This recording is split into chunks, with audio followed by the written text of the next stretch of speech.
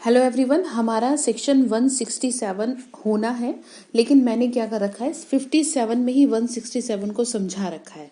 लेकिन ये एग्जाम के पॉइंट ऑफ व्यू से इम्पोर्टेंट है, तो इससे रिलेटेड जो क्वेश्चंस होंगे, जो केस लॉ होंगे, वो मैं आगे डिस्कस कर दूंगी। ठीक है, तो उसमें आपको कोई ऐसी दिक्कत होगी नहीं। अच्छा, उसके बाद बात करते हैं सेक्शन 168 की। 168 कहता है report of investigation by subordinate police officer. कहने का मतलब ये है कि any police officer subordinate to SHO, जो भी एसएचओ के नीचे होगा यानी सबऑर्डिनेट होगा, हैज मेड एनी इन्वेस्टिगेशन, कोई इन्वेस्टिगेशन उसने की है, शैल रिपोर्ट टू एसएचओ। वो किसको देगा उसकी रिपोर्ट? एसएचओ को देगा।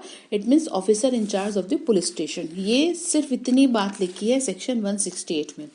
सीक्वेंस वाइज चीजों को समझेंगे तो क्लियर रहेगा। 167 के प्रोसीजर को समझेंगे तो पता चलेगा कि यही सेक्शन क्यों आ रखा है।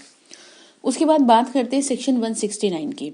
169 को हम कई नाम से जानते हैं, जिसको हम फाइनल रिपोर्ट भी बोलते हैं, चालान। ठीक है, और इसमें क्या है, इसमें बात की गई है release of accused when evidence deficient. कहने का मतलब ये है if during the investigation no evidence collect against the accuse so it is useless कि आप उसे रखें।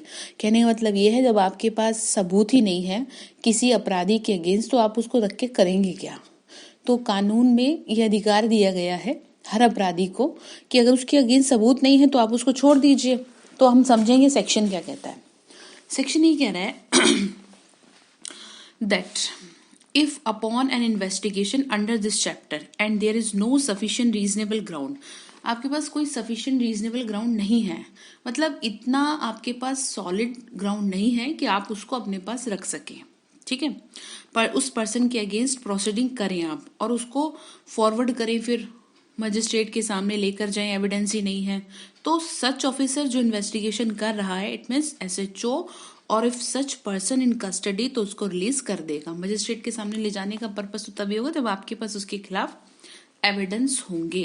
तो ये यूजलेस होगा ये कि आप उसे लेके जाए, क्या किस बिहाफ पे लेके जाएंगे। ठीक है, उसके बाद क्या कह रहा है, उसके बाद कह रहा है release him on his executive the bond, चाहे वो पर्सनल बॉन्ड हो विद और विदाउट श्योरिटी। फिर क्या करेंगे, उसको छोड़ देंगे बॉन्ड पे, जो कि उसका राइट है। श्योरिटी के साथ, विदाउट श्योरिटी वो एग्जीक्यूट करेगा। इट मीन्स वो बॉन्ड पर ही छूटेगा। ठीक है, दियर बाय बॉन्ड पर ही छूटेगा।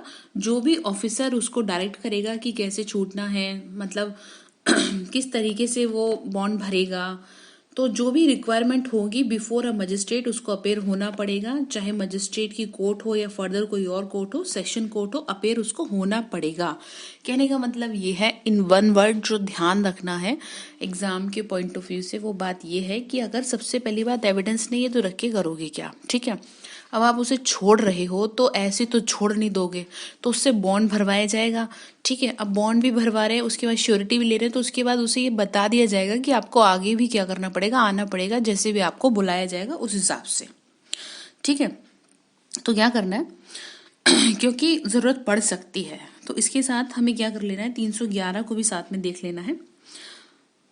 उसको 311 को रेड विद करेंगे तो ज्यादा अच्छा रहेगा। बाकी आगे जो होगा क्लियर मैं आपको कर दूंगी, कोरिलेट करके इसको हम चलेंगे। ठीक है, इतनी बात इसमें समझा रखी है, बाकी आगे देखते हैं।